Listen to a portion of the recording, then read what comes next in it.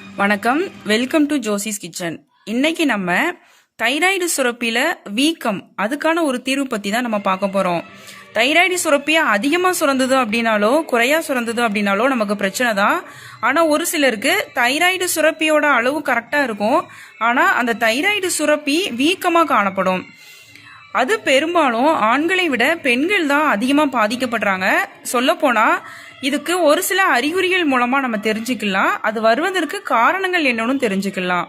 இந்த பதிவுல காரணங்கள், அறிகுறிகள், அதுக்கப்புறமா அது வராமல் எப்படி தடுக்கலாம், வந்த பிறகு அது எப்படி சரி பண்ணலாம் இயற்கையான முறையில் அப்படின்னு சொல்லி தான் பார்க்க போறோம். இதுக்கு நம்ம முதல்ல எடுத்துக்கிட்டது இந்த மல்லி, இந்த கொத்தமல்லி வச்சு தான் நம்ம பார்க்க போறோம். இது நிறைய நன்மைகளே நமக்கு தரக்கூடியது. உடல் சூட்டை உங்களுக்கு தணிக்கும், பிசிஓடி பிரச்சனையை சரி பண்ணும், முறையற்ற மாதவிலக்கு இருந்தது அப்படின்னா அதை சரி பண்ணும். அது மட்டும் இல்லாம இந்த மாதவிடாய் காலங்கள்ல ஏற்படக்கூடிய அந்த வயிற்று வலி, சூட்டுனால உடல் சூட்டுனால ஏற்படக்கூடிய அந்த வயிற்று வலி, அதுக்கெல்லாம் உடனடி நிவாரணம் கிடைக்கிறதுக்கு இந்த மல்லியை பயன்படுத்திட்டு வந்தீங்க அப்படின்னா நல்ல சூப்பரான ரிசல்ட் உங்களுக்கு கிடைக்கும். முக்கியமா நீரிழிவு நோய்க்கு அதை கட்டுக்குள் வச்சிருக்கிறதுக்கும் ஒரு மிகச்சிறந்த தீர்வா இருக்கக்கூடியதுதான் இந்த கொத்தமல்லி. இந்த மாதிரி நிறைய நம்ம சொல்லிட்டே போகலாம். தைராய்டு பிரச்சனை, தைராய்டு சுரப்பு அதிகமா இருந்தாலோ கம்மியா இருந்தாலோ அதை சரி பண்றதற்கும் இந்த தைராய்டு வீக்கங்களை சரி பண்றதற்கும் ஒரு மிகச்சிறந்த தீர்வா இருக்கக்கூடியதா இந்த கொத்தமல்லி. அதனால இந்த கொத்தமல்லியை நம்ம எடுத்துக்கலாம். இதை எப்படி பயன்படுத்தணும், எத்தனை நாட்கள் குடிக்கணும் அப்படிங்கிறத பார்ப்போம். கிட்டத்தட்ட இந்த மல்லி 1 டீஸ்பூன் அளவு நீங்க எடுத்துக்கோங்க. இது உங்களுக்கு 4 கிராம்ல இருந்து 5 கிராம் வரைக்கும் உங்களுக்கு வரும். இந்த மல்லி நம்ம இப்போ எடுத்துக்கலாம். ஒரு பாத்திரத்துல நம்ம 2 கிளாஸ் அளவுக்கு தண்ணீர் ஊற்றிக்கலாம். இது கிட்டத்தட்ட உங்களுக்கு 400 ml வரும். இந்த 2 கிளாஸ் தண்ணீருக்கு நம்ம எடுத்து வச்சிருக்கிற இந்த மல்லி 1 டீஸ்பூன் அளவுக்கு மல்லி இதை போட்டு நல்லா நம்ம கொதிக்க வச்சு எடுத்துக்கலாம். இந்த 400 ml தண்ணீரானது 200 ml நமக்கு குறையிற வரைக்கும் நல்லா இதை இப்போ கொதிக்க வச்சு எடுத்துக்கணும். இது நல்லா நமக்கு கொதிச்சிருச்சு. இப்போ ஆஃப் பண்ணிட்டு ஃபில்டர் பண்ணி எடுத்துக்கலாம். இது நம்ம ஃபில்டர் பண்ணி எடுத்தாச்சு. அதுக்கப்புறமா இது கூட நம்ம சேர்க்க போறது தேன் தான் நம்ம சேர்க்க போறோம். நல்லா சுத்தமான தேனா நீங்க பார்த்து வாங்கிக்கோங்க. கிட்டத்தட்ட 1 டீஸ்பூன் அளவுக்கு நம்ம தேன் சேர்த்துக்கலாம். கண்டிப்பா நீங்க தேன் சேர்க்கும் போது என்ன கவனிக்கணும்னா இது சூடா இருக்கக்கூடாது, ஆறுனதுக்கு பிறகுதான் நீங்க தேன் சேர்க்கணும். இதை சேர்த்து நல்லா நம்ம இப்போ மிக்ஸ் பண்ணி எடுத்துக்கலாம். இதை தினமும் காலையில நீங்க எழுந்ததும் இதை நீங்க குடிச்சிட்டு வாங்க. தொடர்ந்து ஒரு 15 நாட்கள், அப்படி இல்லைன்னா ஒரு 21 நாட்கள் நீங்க குடிச்சிட்டு வாங்க. கண்டிப்பா உங்களுக்கு சூப்பரான ரிசல்ட் கிடைக்கும். ஒருவேளை உங்களுக்கு இந்த மாதிரி இனிப்பு வேண்டாம் அப்படின்னு நினைச்சீங்க அப்படின்னா நீங்க எதுவுமே சேர்க்க வேண்டாம். வெறுமனே இந்த மல்லி மட்டும் நீங்க போட்டு கொதிக்க வச்சு நீங்க குடிச்சிட்டு வரலாம். நல்ல ஒரு தீர்வு உங்களுக்கு கண்டிப்பா கிடைக்கும். அடுத்து என்னன்னு சொல்லி நம்ம இப்ப பார்க்கலாம். அடுத்ததான் நம்ம பார்க்க போறது இந்த கொய்யா இலை. இதை வச்சுதான் நம்ம பார்க்க போறோம். கொய்யா மரங்கள் இல்லாத வீடுகளே இருக்காது. இந்த கொய்யா இலையும் நிறைய நன்மைகளே நமக்கு தரக்கூடியது. சொல்லப்போனா வாய் துர்நாற்றம் இருந்தது அப்படின்னா அதை சரி பண்ணும்.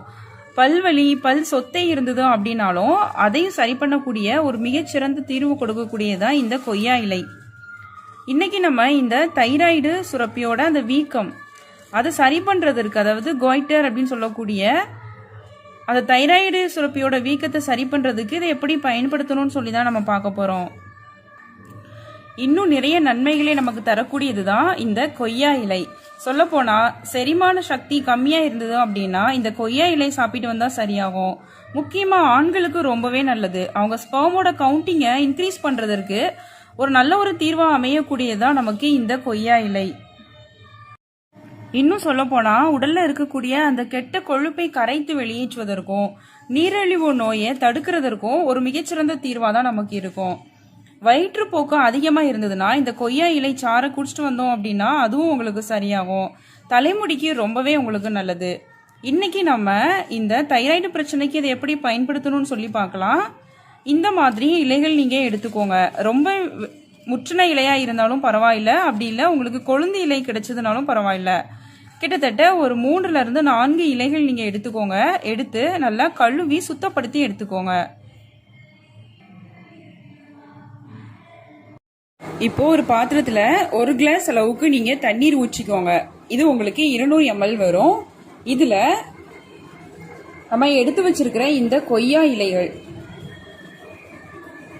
இந்த மாதிரி நீங்க சின்ன சின்னதா கட் பண்ணி எடுத்துக்கோங்க. இதையும் போட்டு நல்லா இப்போ கொதிக்க வச்சு எடுத்துக்கலாம்.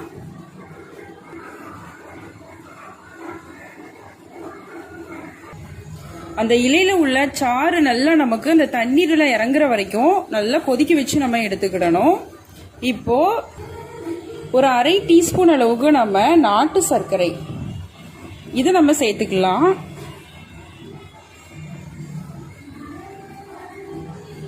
சப்போஸ் நாட்டு சர்க்கரை இல்லைனாலும் ஒன்றும் பிரச்சனை இல்லை, நீங்க பனங்கற்கண்டு கூட சேர்த்துக்கோங்க. இதையும் போட்டு நல்லா கொதிக்க வச்சு இதை இப்போ நம்ம வடிகட்டி எடுத்துக்கிடுவோம்.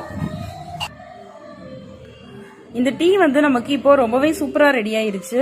இதை நீங்க சாயங்கால வேளையில எடுத்துக்கோங்க. ஒரு 4 மணி 5 மணி அந்த நேரத்துல நீங்க எடுத்துக்கோங்க. கண்டிப்பா நீங்க காஃபி டீயை தவிர்த்திருங்க. அதுக்கு பதிலாக தான் நீங்க இதை எடுக்கணும். உங்களுக்கு அந்த வீக்கம் சரியாகிற வரைக்கும், அந்த தைராய்டு சுரப்போட அளவு உங்களுக்கு சமநிலைக்கு வருகின்ற வரைக்கும் நீங்க இதை எடுத்துக்கலாம். இத்தனை நாட்கள் தான் எடுக்கணும் அப்படிங்கிறது கிடையாது. அதனால அந்த மாதிரி நீங்க எடுத்துக்கோங்க. இன்னும் உங்களுக்கு இதே மாதிரி உடல்நலம் சார்ந்த வீடியோக்கள் வேணும் அப்படின்னா கமெண்ட் செக்ஷன்ல கேளுங்க. கண்டிப்பா நான் உங்களுக்கு வீடியோ போடுறேன். என்னோட சேனல் பிளேலிஸ்ட்ல போயும் நீங்க செக் பண்ணி பார்த்துக்கோங்க. நிறைய நான் வீடியோ போட்டிருக்கேன். ஒவ்வொரு செக்மெண்டா நான் போட்டிருப்பேன். அதுல போய் நீங்க செக் பண்ணி பார்த்துக்கோங்க. அடுத்து என்ன அப்படின்னு சொல்லி நம்ம இப்போ பார்க்கலாம். இந்த பிரச்சனை வருவதற்கு என்ன காரணம் அப்படிங்கறத நம்ம தெரிஞ்சுக்கலாம். இது மட்டும்தான் காரணம் அப்படின்னு சொல்ல முடியாது. இதுவும் ஒரு காரணமா இருக்கலாம். அதிகமா நம்ம புகைப்பிடிக்கிற காரணத்தினால இருக்கலாம். அது மட்டும் இல்லாம ஒரு சிலருக்கு கர்ப்ப காலங்கள்ல ஏற்படும். அதிகப்படியான மன அழுத்தம் இருந்ததுனாலும் வரும். முக்கியமா அயோடின் பற்றாக்குறை இருந்துச்சுன்னா இந்த பிரச்சனை வரும். ஹார்மோன் சமநிலையில இல்ல அப்படின்னாலும் வரும். இன்னும் ஒரு சிலருக்கு அந்த தைராய்டு கிளாண்டு ஓவர் ஆக்டிவா இருந்தாலும் சரிதான், அண்டர் ஆக்டிவ்ல இருந்துச்சு அப்படி, அதாவது அதோட சுரப்பு அதிகமா இருந்தாலும் சரிதான், குறைவா இருந்தாலும் சரிதான், இந்த மாதிரி உங்களுக்கு அந்த காய்டர் பிரச்சனை வருவதற்கு நிறையவே வாய்ப்புகள் இருக்கு. ஒரு சில அறிகுறிகள் மூலமா நம்ம இதை தெரிஞ்சுக்கலாம். தலைவலிக்கும், உங்களுக்கு அதிகமான இருமல் ஏற்படும், சடனா அவங்களுடைய உடல் எடை ரொம்ப குறைய ஆரம்பிக்கும், அவங்க கண்கள் வீக்கமா இருக்கும், முக்கியமா தொண்டை பகுதியில அவங்களுக்கு வீக்கம் ஏற்படும். அவங்க சாப்பிடும் போது நம்ம கவனிச்சோம் அப்படின்னா அந்த வீக்கம் ஆகிருக்கிறது நல்லாவே அவங்களுக்கு தெரியும். சாப்பிட முடியாம அவங்களுக்கு கொஞ்சம் கஷ்டமா இருக்கும். அவங்க விழுங்கும் போது கொஞ்சம் அவங்களுக்கு டிஸ்டர்ப் ஆகும். இந்த மாதிரியான பிரச்சனைகள் அவங்களுக்கு இருக்கலாம். அவங்க மூச்சு விடுவதற்கு கொஞ்சம் சிரமமா இருக்கும். அது மட்டும் இல்லாம இந்த தொண்டை பகுதியில ஏதோ புடிச்சு டைட்டா கட்டி வச்ச மாதிரி அவங்களுக்கு ஃபீல் ஆகும். இந்த மாதிரிலாம் அவங்களுக்கு இருந்தது அப்படின்னா அந்த காய்டர் பிரச்சனை இருக்கு அப்படின்னு சொல்லிட்டு நம்ம தெரிஞ்சுக்கலாம். அடுத்து என்னன்னு சொல்லி நம்ம இப்போ பார்ப்போம். அடுத்ததா அந்த வீக்கத்தை நம்ம எப்படி சரி பண்ணலாம் அப்படின்னு சொல்லி தான் நம்ம பார்க்க போறோம். இது வெளிப்புறமா நீங்க அப்ளை பண்றதுனால கண்டிப்பா அந்த வீக்கமானது உங்களுக்கு சரியாகும். அந்த மெத்தட் என்னன்னு சொல்லிட்டு நம்ம இப்ப பார்க்கலாம். அடுத்ததா நம்ம பார்க்க போறது வெங்காயம். இதை வச்சுதான் நம்ம பார்க்க போறோம். இதுவும் நமக்கு நிறைய நன்மைகளை தரக்கூடியதுதான். சொல்ல போனா பித்தம் இருந்தது அப்படின்னா அதை சரி பண்ணும். காது வலி பிரச்சனை, காது இறைச்சல் இருந்தது அப்படின்னா அதுக்கெல்லாம் இந்த வெங்காயத்தை பயன்படுத்திட்டு வந்தோம்னா நல்ல ஒரு ரிசல்ட் கிடைக்கும். இன்னும் சொல்ல போனா பைல்ஸ்ன்னு சொல்லக்கூடிய அந்த மூலவியாதிக்கு, அதுக்கப்புறமா ஆசன வாயில கடுப்பு ஏற்படுறதற்கு இதெல்லாம் நம்ம பயன்படுத்திட்டு வரலாம். ஏதாவது கட்டிகள் இருந்தது அப்படின்னா அந்த கட்டிகள் பழுத்து உடைறதற்கும் இந்த வெங்காயத்தை நம்ம பயன்படுத்திட்டு வந்தோம் அப்படின்னா கண்டிப்பா நமக்கு ஒரு சூப்பரான ரிசல்ட் கிடைக்கும். இருமல் பிரச்சனை இருந்ததுனாலோ, பல்வலி பிரச்சனை, ஈறுகள்ல வலி ஏற்படுது அப்படின்னாலோ அதுக்கும் இதை நம்ம பயன்படுத்திட்டு வரலாம். இன்னைக்கு நம்ம அந்த தைராய்டு வீக்கத்தை குறைக்கிறதுக்கு எப்படி பயன்படுத்தணும்னு சொல்லி பார்ப்போம். இந்த மாதிரி ஒரு வெங்காயம் எடுத்துக்கோங்க. எடுத்துட்டு நீங்க பாதியா கட் பண்ணி எடுத்துக்கோங்க. அதுல ஒரு பாதியை மட்டும் உங்களுடைய தொண்டை பகுதியில வச்சு நீங்க மெதுவா நீங்க அழுத்தம் கொடுக்காம மெதுவா நீங்க வச்சு கட்டிருங்க. இது நீங்க இரவு தூங்கும் போது தான் கண்டிப்பா பண்ணணும். மீதி பாதிய உங்களுடைய உள்ளங்கால்ல வச்சு சாக்ஸ் போட்டுக்கோங்க. மறுநாள் காலையில நீங்க எழுந்ததும் அந்த காலில் நீங்க சாக்ஸ்ல வச்சு நீங்க காலில் போட்டிருக்கதையும் எடுத்துடலாம். அதே மாதிரி நீங்க கழுத்து பகுதியில வச்சிருப்பீங்க, அதையும் நீங்க எடுத்துடலாம். இந்த மாதிரி தொடர்ந்து நீங்க செஞ்சுட்டு வந்தீங்க அப்படின்னாலே போதும். கண்டிப்பாக வந்து உங்களுக்கு ஒரு சூப்பரான ரிசல்ட் கிடைக்கும். அந்த வீக்கம் உங்களுக்கு குறையிற வரைக்கும் இந்த மெத்தட் நீங்கள் ஃபாலோ பண்ணிட்டு வரலாம். கண்டிப்பாக நீங்கள் கால் பகுதியில் வைக்கணுமா அப்படின்னு சொல்லி கேட்கலாம். ஆனால் நீங்கள் கண்டிப்பாக வச்சுட்டு வரணும்.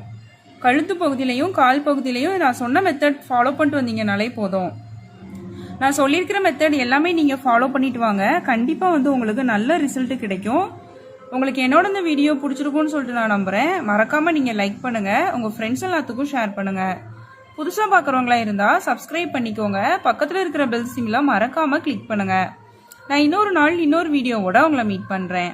தேங்க்யூ.